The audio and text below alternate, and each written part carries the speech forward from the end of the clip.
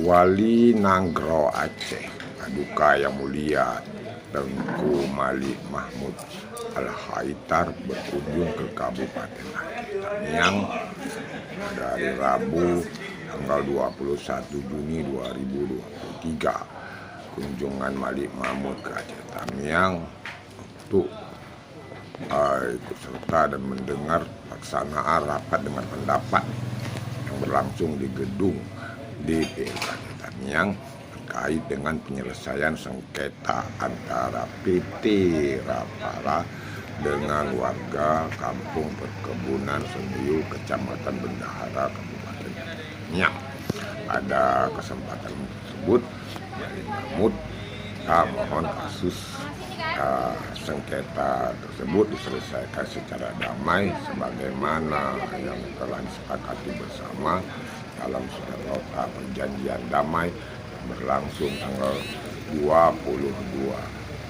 Mei 2023 yang lalu. Berkunjung ke DPRD yang melaksanakan dengan pendapat tersebut, Malik Mahmud juga berkunjung ke pendopo Tamiang untuk sama-sama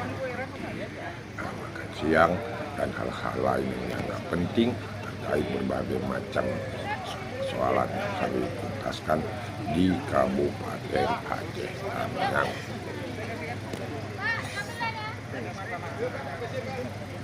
Malik Mahmud dalam kunjungan tersebut turut didampingi oleh PJ Bupati Aceh Tamiang Merah Budiman